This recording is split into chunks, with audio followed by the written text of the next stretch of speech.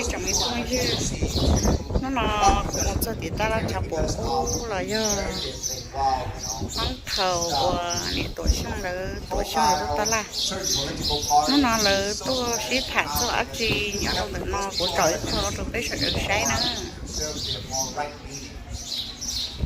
Another group of people who come in after 2000s, they either come in by sponsorship, marriage, international student, work visa, and refugees, religious and human rights refugees who are coming here.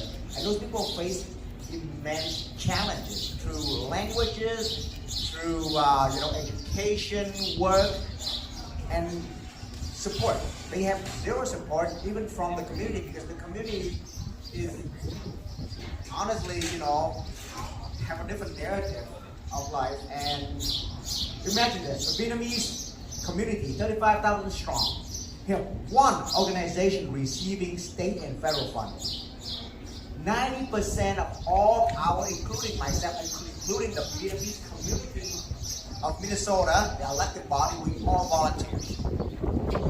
All volunteers. So when I dedicate all my time to help these people, helping them with legal advice, providing real support, I dropped everything. I shut down my company. I let my wife doing it, and she was not very happy. I resorted to AI, looking up certain kind of things, looking for legal advice, which I have no right to give. These people have, like a lot of people came in, they have no green card because they're sitting there waiting for green card, they have fear, they have absolutely no support. And we come out and we try to teach it to the people who support to, come first and provide the support for the people who come next. It's not. So we have to reach out to the state legislator, we have to pick up phone call and call. Guess what happens? None. We'll call you later. We have to go through my legislation assistant. Well, we have a case. I've been involved in multiple cases, either from overstay visa, because they don't know how do they look at overstay, right? How can we get review our visa? We don't even know. There was this lady just because she had a small car accident and she came in because of religious freedom. And her family in Vietnam got killed by the communists of Vietnam. Therefore, they escaped over here. Well, they didn't have a green card. They got arrested, and that night, they take her back to El Paso, Texas. The family doesn't speak English. We help them find an attorney, a lawyer here. Well, the lawyer cannot help them. So guess what happened? Well, I pick up a phone and call her representative in, her U.S. representative in St. Paul. Well, we'll call you back. Nothing, right? So we keep calling and calling. We have to find her kids. She has young children. They are scared. They are feared. They don't know where their moms is. And we call him, no help. We finally got one single thread of hope with some state representative way up north, right?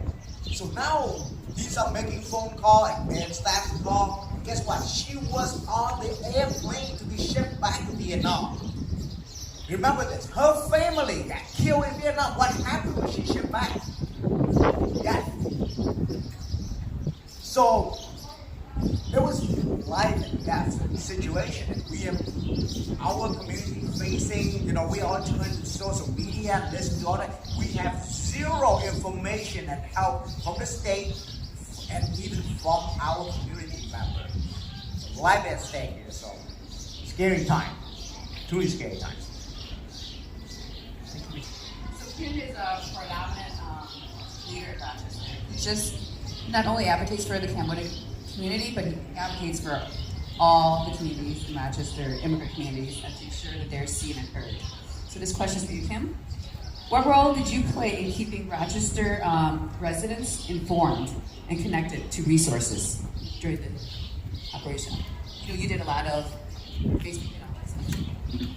So when I heard that ICE were coming to Minnesota and a lot of fear within the Cambodian and other, I started using social media like Facebook because a lot of the Cambodian other that doesn't speak English will understand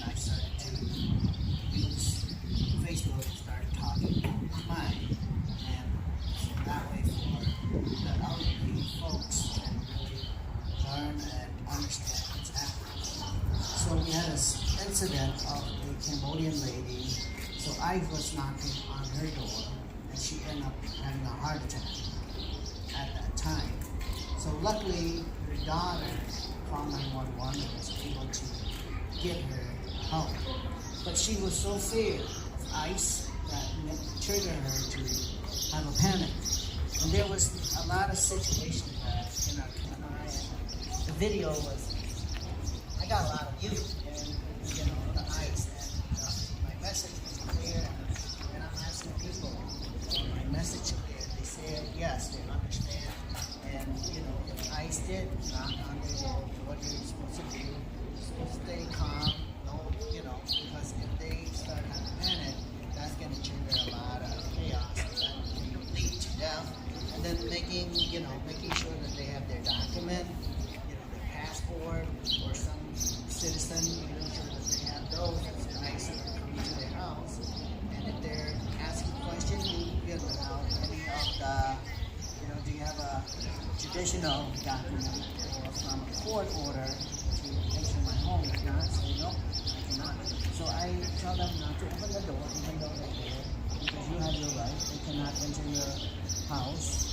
And so the documents are so important, like your driver license. There's a certain driver license that is real ID and all that. So it was a lot of confusion. Sometimes they don't accept your normal driver license. They'll get real ID, advance, and all these things. So I make a lot of content to talk about that, and that brought the fear and tension. A lot of the people didn't want to go to work. People were struggling and they refused to go to work because they were afraid that ICE would pick them up, even though they were green card holder, and because they feared that if they were caught, they would get deported back.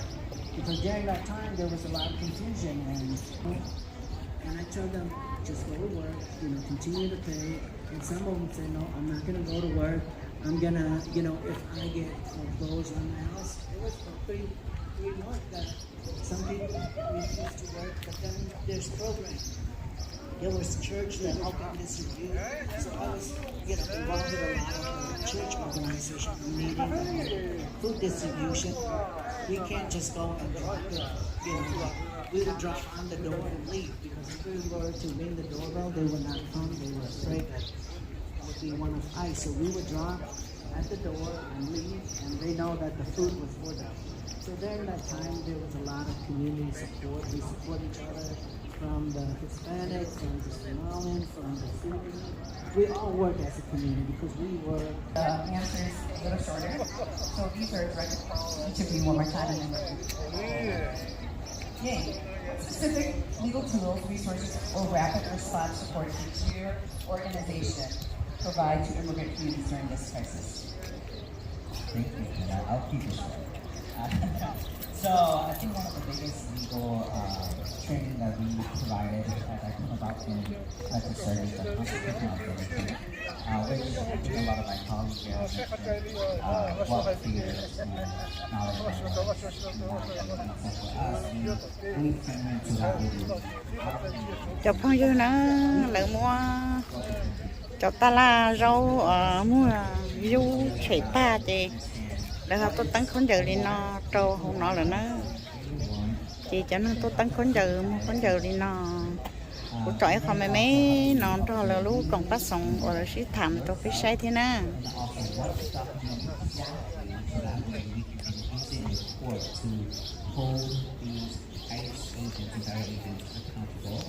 and then we also know the fact that in the community where we tend to, like I said earlier, be more active, and so what is a good training that will allow them to still know what they can do legally to protect themselves, but doesn't ask them to be on the ground. So that is the know your rights training, right? And so that way then we can really ensure that our community understands exactly what they need to protect themselves. And so, like, for example, just reminding that we don't remember, we tend to forget that Fifth Amendment allows us not to have to show documents to any police or federal agents. That's in our rights. But because we have seen as agents probably don't know these rights, but also just legally break it, they then tend to feel like I need to provide passport. ask for or identification. But Fifth Amendment, you do not. Unless if they have a warrant and probable cause, and they can tell you why they stopped you, then they can ask you for an ID. But other than that, no one can ever come up to you and be like, again, show me your identification. And so that's something that's why Know Your Rights is so important, so we can help the community. The other training is the business Know Your Rights as well too. So that way, there's a lot of also legal component that as a business owner, you have rights that you can then also use to protect yourself, but also your vendors, in this case in Motown, but also employees as well too. And so we have seen throughout social media very much a church where certain business owners allow individuals to come in their business, and then they have the legal right to refuse federal agents to come inside as well too, right? And you've seen where federal agents, they will go eat in a restaurant, and then they will wait outside because they know they cannot conduct their activity inside a business, but wait outside them to capture people, right? And so that's why we have these 3 training: constitutional observer, Know Your Rights, business Know Your Rights training, so that way we can ensure that all of the community members who are being impacted daily can understand what they can do, and then also ask for help as well. Thank you. Sunny, what were your biggest operational obstacles? Give me one biggest obstacle that Center faced while trying to help your individual families and while we were in shelter in place, really. We closed office because trong mình phong như bé say thế bé lông sầu đi nó là nó khó chỉ một số hướng dẫn đấy chỉ bé sầu đi nó là trong mình phong như